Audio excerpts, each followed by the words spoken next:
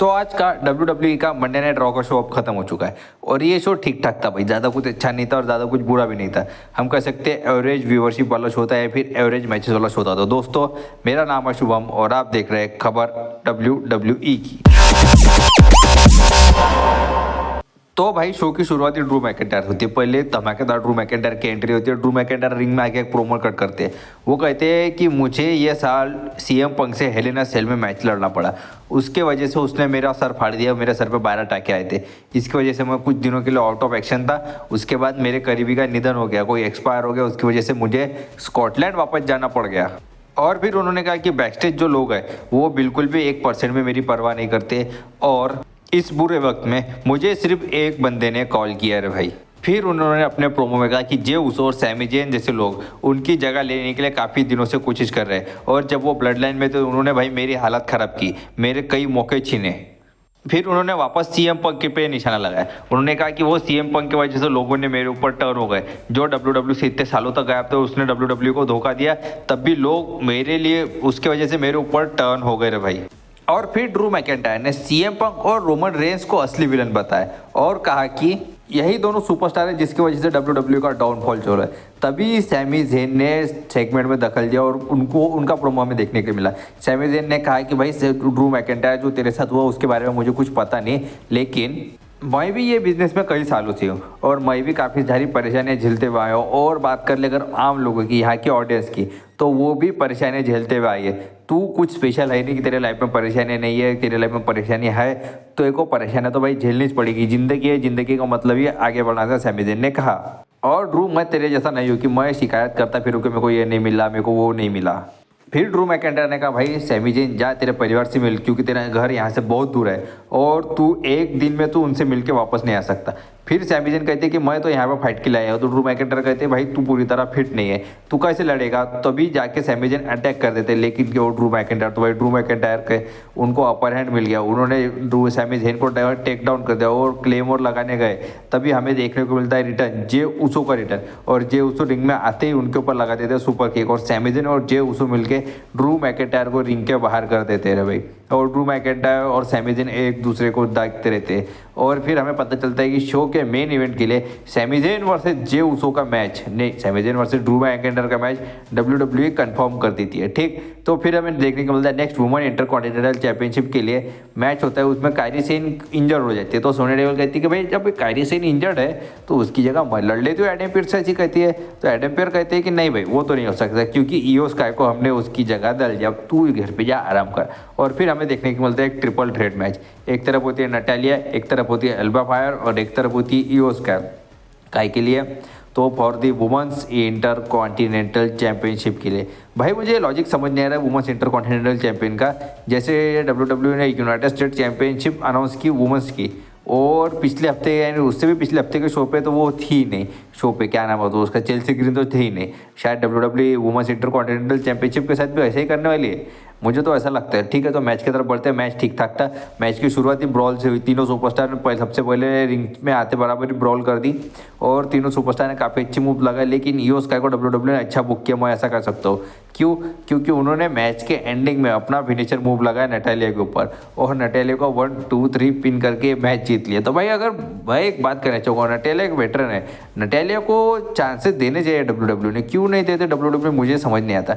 पर सबसे पहली बात तो उनको नए नए सुपरस्टार से पिन कराया जाता है। WWE शायद उनको बरी करने के लिए रिटर्न कराती है, ऐसा तो मुझे लगता है। तो तुमको क्या लगता है जरा कमेंट करके बताओ। सिर्फ नटालिया को बरी करने के लिए WWE ये कहती है, फिर बरली का बकरा बनाने के लिए, पर वो तो लेडीज है, शायद बकरी बनाने के लिए कहती होंगी। ठीक, तो फिर जाता है शो बैक स्टेज। हमें देखने को मिलता है जजमेंट डे का सेगमेंट। एक तरफ बैठे होते फिन बैलर और एक तरफ होती है क्या नाम है उसका, हाँ क्या नाम है उसका, तो ठीक है चलो पता जल्दी, वो डोमिनिक मिस्टेरियो का आइटम क्या नाम है, चलो देख लो स्क्रीन के ऊपर। तो लिव मॉर्गन हो, ये दोनों एक में की तरफ गांड करके बैठी हुई थी और साले एक में से बात भी नहीं करती। वो कहती है रकेल थी कि भाई तू बता, और जेडी से कहते हैं फिन वेलर कि भाई तू बता। ठीक, तो फिर हमें नेक्स्ट देखने को मिलता है शो पे American alpha versus American made का मैच। एक तरफ होते हैं अमेरिकन अल्फा के कौन होते हैं, तो अकीरा टोजारा, और अमेरिकन मेड के होते हैं चैट गेबल। भाई मैच का लॉजिक किसी समझा नहीं। पहली बात, ये दोनों टीम की फ्यूड मेरे हिसाब से खत्म हो चुकी है। शायद नए टी शर्ट प्रिंट कराए होंगे, इसकी वजह से मैच दे दिया होगा कि चल टी शर्ट बिक्री भी हो जाएगी और थोड़ा सा टीवी पे दिख भी जाओगे। तो मुझे ऐसा लगता है इसकी वजह से मैच डाला। और अकीरा टोज़रा ने मैच में थोड़ी देर अच्छा परफॉर्म किया। उसके बाद जब चैट गेबल ने डोमिनेट करना शुरू किया तो वो डोमिनेट करते ही रह गए। उन्होंने सुप्लेक्सेस लगाए, क्या सुप्लेक्सेस लगाए भाई, वो सुप्लेक्स लगा देने चैट गेबल, मुझे बहुत अच्छा लगता है। उसके बाद उनका जो फिनिशर है, फिर हम कह सकते हैं सबमिशन मूव, एंकल लॉक में भी झगड़ा, और एंकल लॉक की वजह से अकीरा टोज़रा ने टैप आउट कर दिया, लेकिन वो छोड़ने को तैयार नहीं थे। तो ओटिस को बीच में आना पड़ा। ओटिस क्लोज लाइन लगाते हैं और फिर हमें देखने को मिलता है कन्फ्रंटेशन अमेरिकन मैड और ओटिस के बीच में। और वो कहती कि चल चला जाने तो यहीं पटक के मारेंगे, लेकिन ओटिस कहाँ डरने वालों थे। ओटिस को क्या पॉप मिला था भाई वहाँ पे लोगों के। और साला वो मैक्सिम डुप्रिक भी देख रही थी कि जिंदा है कि मर गया। ठीक, फिर वापस जाता है show backstage. Dominik Mysterio जाते हैं एडम पीर्स से बात करने का के लिए, तो डेमन प्रिस्ट के खिलाफ मैच के लिए। तभी उनको देखते हैं न्यूडे कहते वाह डोमिनिक मिस्ट्रो तो बहुत अच्छा लगा ना हमने जो किया।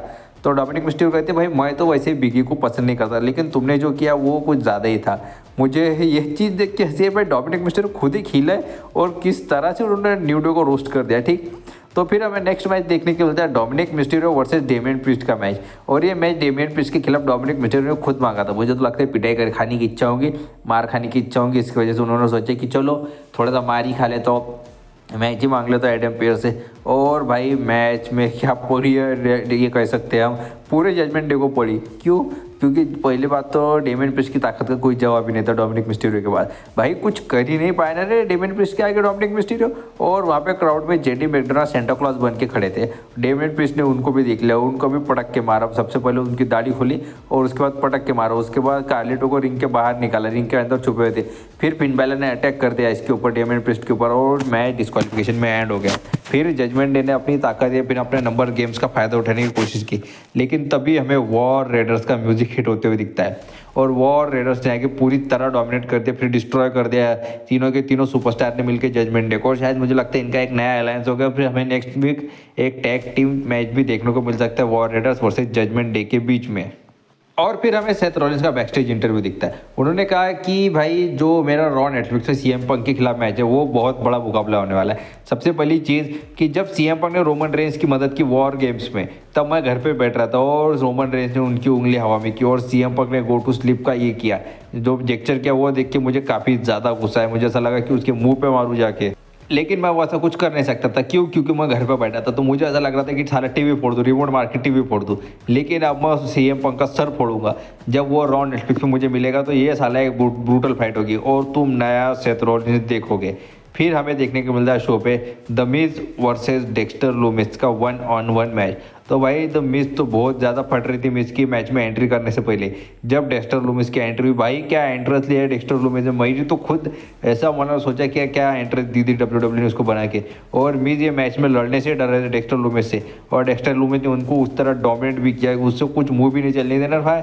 जब भी डेक्स्टर लूमिस और मिज का मैच होता है, डेक्स्टर लूमिस ने हर बार ये मैच जीता है, जहाँ तक मुझे पता है, इससे पहले भी। और ये मैच में डेक्स्टर लूमिस ने क्या मूव्स लगाए मिज के ऊपर, लेकिन मिज को सेव करने के लिए फाइनल टेस्टिमेंट के मेंबर थे, तो वहाँ से केरियन क्रॉस आ गए और उन्होंने अटैक कर दिया डेक्स्टर लूमिस के ऊपर। लेकिन डेक्स्टर लूमिस को भी सेव करने के लिए वाइट सिक्स के मेंबर थे। जब फाइनल टेस्टिमेंट घेर के खड़े हो गए डेक्स्टर लूमिस को, डेक्स्टर लूमिस हाथ फैला के बढ़ गए और फिर हमें देखने के लिए मिला रिटर्न वाइट सिक्स का। उन्होंने आखिर पूरी तरह डोमिनेट कर दिया भाई।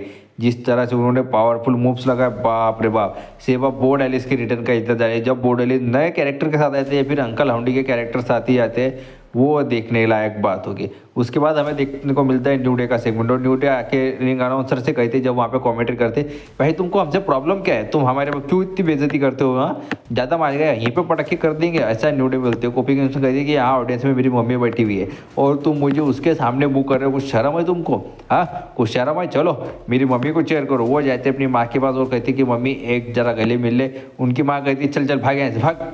कोफी किंगस्टन की माँ, तूने जो बिगी के साथ किया उससे तो मैं बहुत ज़्यादा दुखी हूँ। और ये देख के कोफी की चेहरा देखने लायक था। कोफी कहते ऐसा कैसा हो गया भाई अपने साथ। और फिर आता है शो का मेन इवेंट। एक तरफ होते हैं ड्रू मैकिंटायर, एक तरफ होते हैं सैमी ज़ेन।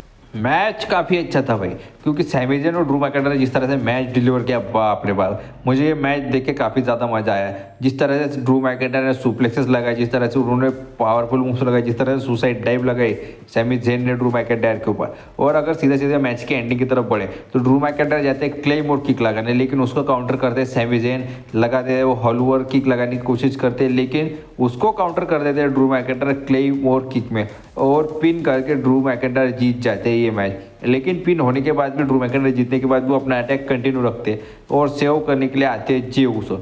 जे उसो सबसे पहले आके ड्रू मैकिंटायर के ऊपर अपोनेंट लेते हैं, उनको लगाते हैं स्पीयर और फिर चलते हैं टॉप रोप के ऊपर एक उसो स्प्लैश लगाने के लिए। तभी आ जाते हैं न्यू ब्लड लाइन, हम कह सकते हैं सोलो की ब्लड लाइन, और वहाँ से टमाटो का जे उसो का धक्का दे देते हैं और फिर वहाँ से चालू होता है उनको और डोमिनेशन भाई। वो पटक के मारते हैं जे उसो और सैमी ज़ेन को। सबसे पहले कि अपने जैकब फाटू मारते हैं, सोलो सिकोआ समोन स्पाइक्स देते हैं, दोनों को एक एक या दो दो, और वहाँ से स्टैंड टॉल करते हैं। ड्रू मैकिंटायर भी ये देख के रिंग छोड़ देते, वो ड्रू मैकिंटायर करते हैं तुम तुम्हारा फैमिली मामला देख लो, मेरे को जाने दो, मेरे को कुछ लेना देना है तुमसे, और सोलो सिकोआ स्टैंड टॉल करते हैं भाई। अब देखना है कि खास बात है कि इसने भी पंगा ले लिया है सोलो सिकोआ ने न्यू ब्लड लाइन, जो रॉ नेटफ्लिक्स पे मैच होने वाला है, और सैमी ज़ेन और जे उसो दोनों ही रॉ पर है।